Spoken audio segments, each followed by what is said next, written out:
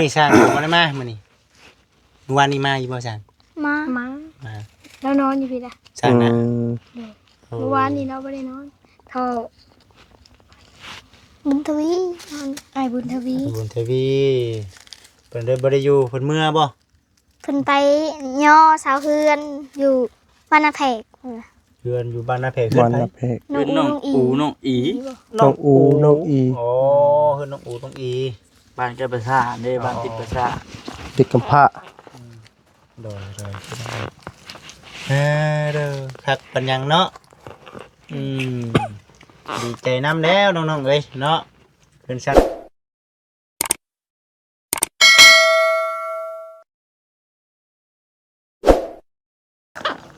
เอาพี่น้องเนาะกับทักทายสบายดีเด้อเนาะสบายดีและสวัสดีพ่อแม่พี่น้อง FC กันเบิดสุขุสู่คนพี่น้องเนาะเอาพี่น้องเนาะมื้อนี้ก็ได้เดินทางมาฮอดจอดถึงเป็นที่เรียบร้อยแล้วพี่น้องเนาะตอนนี้ก็มาฮอดหน้าบ้านเนาะเป็นสารของทางน้องน้องตันพี่น้องเนาะมื้อนี้ก็ทางทีมงานกันมากันเบิด6 คนพี่น้องเนาะยังบ่ได้มาแต่บ่าวบุญเพยพี่น้องต่อเนาะเอาพี่น้องเนาะมามื้อนี้เนาะก็พอดีว่าทางเกษตรมาแจ้งราคาเนาะพี่น้องเนาะเพราะว่าบ่เซียนเพิ่นสิสั่ง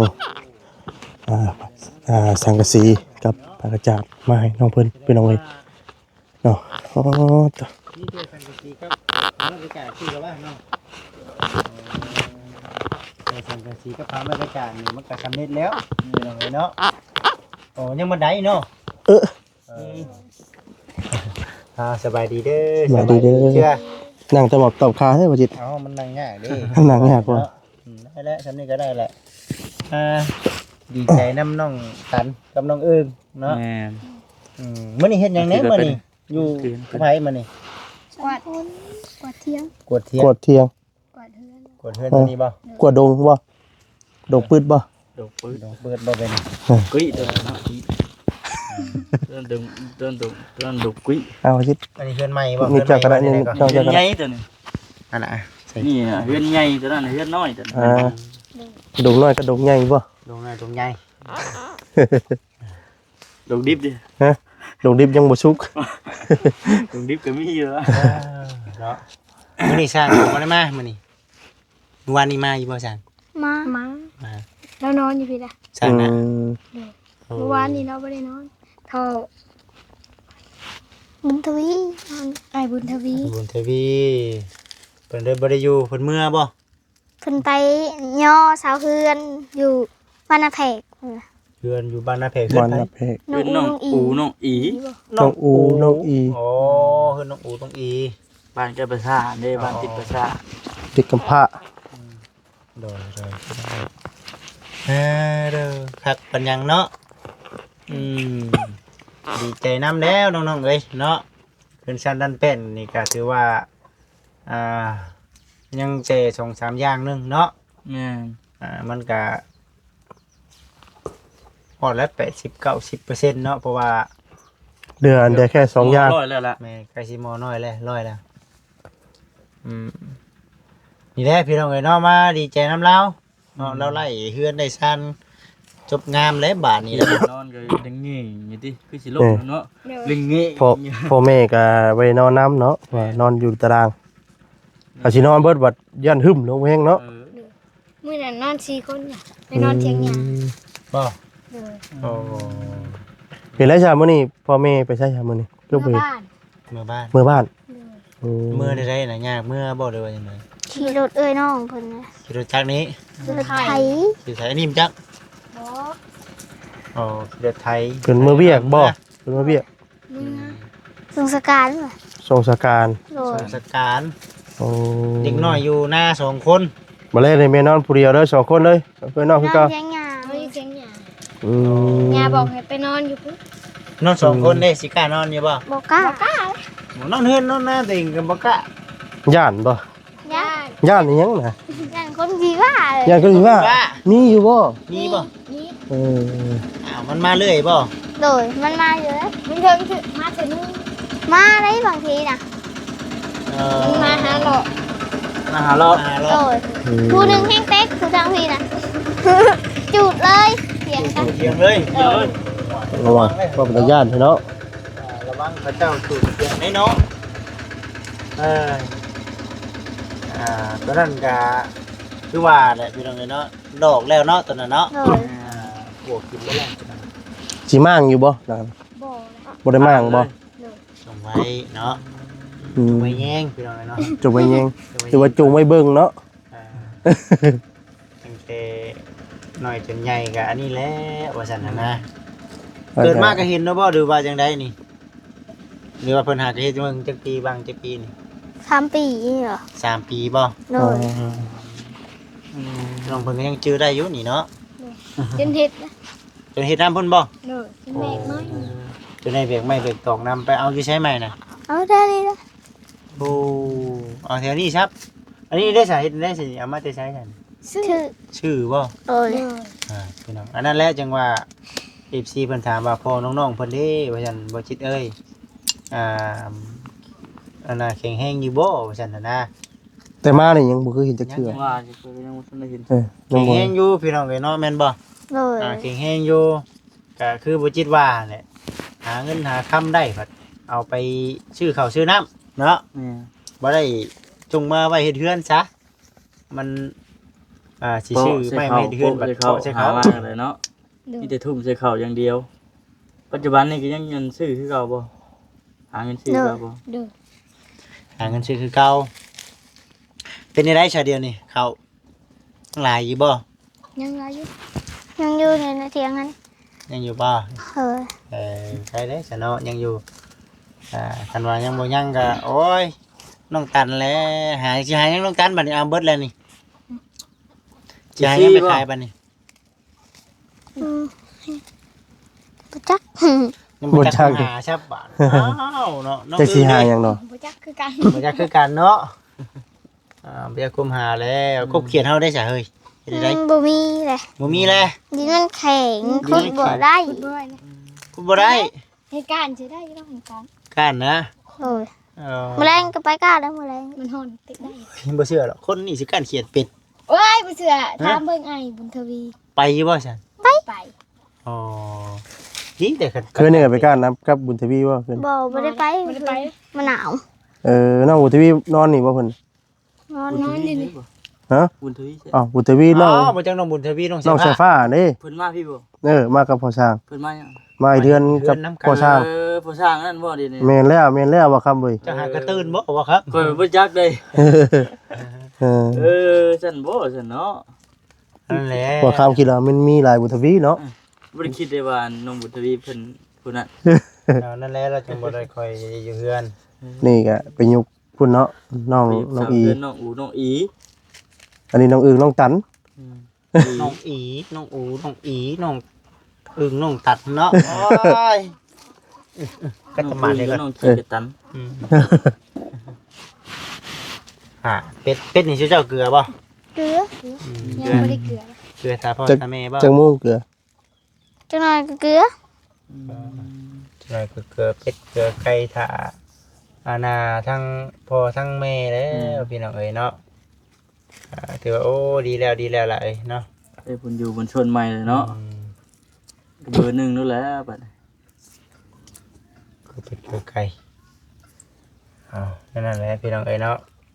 ดีแล้วฉัน เป็นยังไงฮะอันในเฮือนในชานครบเบิดบ่เนาะหรือว่าใด ครบแล้วเนาะ ครบบ่ได้เนาะ ครบเลยดิ ครบเลย เพิ่นก็มาแจ้งเลยดิ เจ๋งน่ะบ่ แม่ เออ แจ้งว่ามื้อสิเอามาว่าหยัง อันสังกะสีบ่ นี่สังกะสีกับอันน่ะ พระกระจา ปากกาจาดโอ้ จักแพ่นพระกระจาเพิ่นบอกอยู่บ่ บอกจะบ่จื้ออยู่บ่อีล่ะ เนาะ บ่จื้อ บ่จื้อ บ่เชื่อเนาะพี่น้องเด้อสิประมาณนี้แหละ เราดูน้ำกันเนาะมือ ป้าขึ้นไปเบิ่งเทื่อนๆก่อนป้า ไป มานั่งคุยกันแบบก็สิว่าจังได๋แล้วพี่น้อง บ่เห็น บ่เห็นวิวเลยเนาะก้มตามๆกันขออนุญาตเลย กลมจำได้เนาะ ปุเรากิน เราเบิ่งไม้ก่อน ป้าเสียบเราลานทดแท้นี่อุ้ยพี่น้องเอ้ย เฮ้ซับเนาะ เสียมเลยอ๋อบ่จีก้าวช่องอยู่กับขึ้นแล้วเบิดเด้อนี่ เฮ้ยว่าจิกก่อยขึ้นสิบ่ฮัก บ่ฮักตอนตักบิดบ่าวไล่มาจนปีกนี่ขึ้น อ๋อตุ๊ นี่ฮะ ว่าจิต ระวังเด้อ เคยจับให้ไหนกว่า เอาเพิ่นงามพี่น้องเอ้ย อ๋อ โอ้ยเฮ็ดช่องห้องบ่นี่ฮะ โดย อื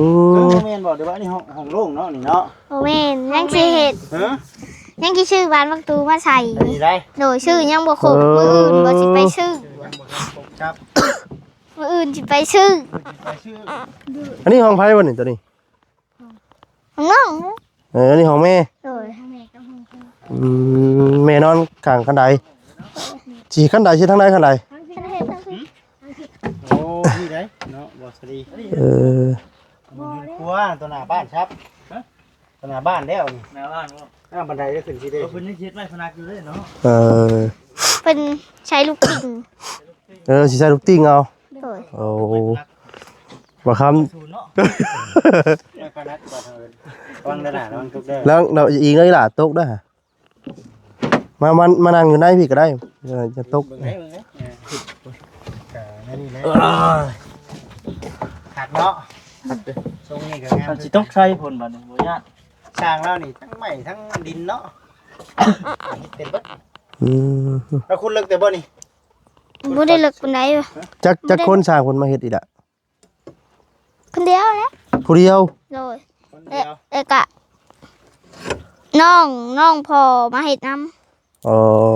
ำกระปู สร้างนะผู้เดียว โดย แต่ว่ามีญาติพี่น้องทางพ่อมาซอยน้ โดย ำโอ้ ไม่สิมีแต่ไม่คัก แม่ ไม่งามไม่งา ค ม นละห้องเลยนี่เนาะ เฮ็ดเป็น2ห้องเนาะ วันนี้ใส่อันอิหยังเพิ่นครบเลยเนาะ เส้นบ่หมกบ ดูข้างในเนาะ ประตูอัดบ้างนี่บ่ที่บ่ ดูข้างในเป็นนี่แหละนี่คันว่าเป็นบนห้องทุนห้องครัวก็ได้ออกไปสิเนาะ อืม เบิดเท่านั้นแหละพี่น้องเฮ็ดงามแบบนี้มันสูงจับเนาะเดี๋ยวเบิ่งทั้งนี่ก็โอ้สวัสดิ์เสบยบาดนี่ย่างแห้งกับบ่ย่านล่มเนาะ โดย ย่างแห้งกับบ่ย่านล่มพี่น้องเอ้ย เล่นก็ได้อยู่นะ แรงก็ได้วะนี่ เฮ็ดอันนั้นเล่นบ่ได้บ่ บ่ได้ นอนไกลขนาดนอนไกลนั่งลุมหัวน อนก็ยังติ่งมันนวลอยู่ติ ย่านได้นอนกันเนาะ ปากมันติ๊กเนาะ ไม่กระพากเลยเนาะแม่น บางทีก็ภาคมันไปหมดก็ได้นอนตะคางมัน แม่นบ่นอนแต่ข้างมันติ เลย อันนี้ จะได้ค้างมันน่ะ จักจะว่าคาง คางมัน ข้างมันจักได้นิดหน่อยได้ คือเลยเหรอได้คือนะ นี่คือ เออ คือจักขา ข้าวเด้อ ข่าวเด้ ตัวใด ข่าว ตัวเลขข่าวมัน เลย เอ๊ะนี่บ่ สังกะสีเด้ตอกสังกะสี เออจักอยุฉันเนาะแสดงว่านี่บ่จัก บ่จักได้ตัวถามน้อง เก่งอยู่เก่งอยู่ เก่งเอาสมเราเฮียนอันยังก็ป .6 บ่ บ่ห้า ป .5 พอหาบ้านเฮา ไปสร้าง กูนี่มสอง ม มหนึ่ง มหนึ่ง มื้อนึง .2 บ่เป็นจักดีแล้ววะ เลย เออ มื้อนึงบ่เป็นจั เฮีย ง น ได๋ เอามมหนึ่งเฮียนเอาปอ จันบ่ ลบลงตกใจนะย่านเด้อ ต้องใจว่าอยากกับสูงบ่ ย่านที่สูง ยันผมสูง บันไดเพิ่นนี่แม่นอยู่ทางนั้นพี่น้องเนาะ บ่ขึ้นไล่ยันลงบ่ได้เด้อก่อย สีนั่นนี่แหละพี่น้องผักคือผักเราเนาะงามเนาะหากระปุกใหม่บ่นี่ เลย โหดเอาไว้ล่ะภาคน่ะ หมดแล้ว โหดเลย ตอนชุมนาบ่าวยังไม่ได้มานะ อ๋อ มาช่วงนั้นยังบ่ได้เฮ็ดเนาะ เลย มาอีกวันนี้พักเป็นพอกิน แต่เฮิงเติบแถวอันนั้นนี่เนาะเฮิงเติบฮ่าพี่น้องเอ้ยเบิ่งแล้วเดี๋ยวสิได้ลงก่อนซะหน่อยบ่ได้ซื้อขนมมาต้อนครับมื้อนี้น่ะ เลยบ่เป็นหยัง บ่เป็นหยังครับได้เงินไปแล้วสิไปซื้ออยู่ไสล่ะนี่ฮะ ซื้อบางกุบุก ไปย่างไปซื้อบ้านพุ่นบ่ ไก่เตอบ่ย่างเป็น โตบ่าวกายมาเนี่ย ไปพุ่นบ่ บ้านครับบ่ เด้อ โอ้ ย่างไปทางไงนี่ ย่างไปทางใหญ่พุ่นเลย บ่ย่านบ่คนนั้นพี่บ้ามาไล่เอาจับเอาเงินบ่ย่านบ่ ย่าน ย่าน ไปต้องพี่ ย่านก็ เถื่อกระลัดไปทั้งพี่เถื่อกระไม่ได้ ทั้งนี้กับพี่ภาษาคือกัน ลัดไปพี่ภาษาเลย สองเนาะ สา ขอบใจ เอาเจอถุงเด้อ โอ้ยขอบใจหลายๆเด้อ จะเจอถุงไว้เนาะบ่ได้ให้ถุงให้ไทยว่าสวัสดีคุยกับทางน้องเพิ่นเด้อ โดย คุยกับน้องเพิ่นไปว่ามามื้อนี้ก็ และดีใจนำ พี่น้องเนาะมาร่วมกัน6คนพี่น้องเนาะมื้อนี้ก็ได้เนาะแต่ว่ามื้ออื่นในทางบ่แสนเพิ่นสิเอาสังกะสีบ่ โดย สีกับผักกาดมาให้โอ้คือในตอนนี้สร้างพื้นฐานแต่เอี่ยมผากับใส่ทางสีบ่ โดย โอ้ว่านี่เพิ่นก็มาเฮ็ดบ่วาน เมื่อวานนี่ เฮ็ด เฮ็ด วาน แล้วก็ซ้ำนี่แหละมือ บ่แม่นคำกว่านี้อีก เพิ่นเฮ็ดยังวานนี่น่ะสร้างเพิ่น เด้ ยัง เพิ่นเอาใส่ ใส่เส้นบ่ โดย เส้นกับใส่วงกบบ่ โดย โอ้ ตอนแรกก็คำเลยแล้วก็มือ อืมพี่น้องเนาะเดี๋ยวได้ใส่ผักกาดเนาะใส่ผักกาดกับใส่สังกะสีเนาะพี่น้องเอ้ยเถื่อมาวันนี้จนเพื่อนจนขึ้นบัดนี้เนาะเสาลูกเลยมารอบก่อนเนี่ยเห็นแต่ไม่เส้นพี่น้องเลย ดีใจน้องไก่แต่ว่าจะมือนอนน้ำยาบ่แดง โดยบ่ได้ไกลไปเลย แม่เจ้าบ่ได้มาบ่จ้ะ บ่จัก เถื่อกระมาเถื่อกระบ่อนะ เพิ่นเมื่อจักมื้อแล้วจ้ะ เมื่อวาน เมื่อ นี้ วานเมื่อแต่เศร้าเมื่อแต่เศร้า เออ ก็อยู่น้ำปวดสร้าง อื แรงกัน ม ยาบอกไปนอนอยู่พุ่น โอ้ได้พวกเป็ดพวกหยังพวกหมูพวกหยังได้จ้ะไปเบิ่งไปนั่นจ้ะบ่ยามเฮียบ่บ่ยามคนมาลักบ่ ย่านแล้วยืนย่านนอนกะ จำเป็นเนาะ เออย าบอกให้ไปนอนอยู่พุ่นเราบ่อยากให้น คือ อน ว่าอะไรเนาะเด็กน้อยเนาะแบบนอนบ่มีผู้ปกครองพี่น้องเราก็ย่านแน่ว่ากลางค่ำคืนเนาะอันตราย โดย ว่าใส่แต่ว่ามีไฟโซลาร์เซลล์ซื่อๆเนาะ เด้อ พอได้หุงพี่น้องเอ้ยถ้าว่าเฮือนหลังใหญ่นี่แล้วใครแน่เนาะ โดย เพราะว่าเขาก็ล็อกประตูจับเจือหั่นนะแล้วสิมีอยู่ช้างพี่น้องเนาะปึ้งอยู่เนาะ มันก็ย่านนี่ได้พี่น้องเลยเนาะมาซะเนาะมีแต่ทั้งว่าก็สิกลับก่อนบัดนี้เนาะครับได้พี่น้องเอ้ยดีใจน้ำน้องเพิ่นมีแต่ว่ามื้ออื่นเนาะ โดย มื้ออื่นทั้งว่าเสียนเพิ่นสิซื้อหรือว่าปากกาจาดกับสังกะสีมาให้พี่น้องเอ้ยเนาะคักๆเอาไม่บาดนี้เนาะเอาดีใจน้ำน้องเพิ่นได้พี่น้องเอ้ยอ๋อตัวเบิ่งคักๆก่อนเด้อพี่น้องเด้อเนาะจักเม็ดเจ้าจักบ่อีล่ะฮะบ่จักว่าจักเม็ดบ่ห้องนี่เจ้าเลือกเอาเองบ่นี่ห้องนี่ ผมเยี่ยมคู่พี่น้องเลยเนาะหักแล้วพี่น้องเลยกลับก่อนเป็นพี่น้องเลยเนาะเครื่องอุปกรณ์เป็นกระเป๋านี่เลยเนาะ บอกแก้วซื้อมาเมื่อวาน เอาพี่น้องเลยเนาะสุภาพสุญญาแล้วก็โอ้งามได้พี่น้องเลยเนาะอันนี้ปูไม่กินไม่ล่ะ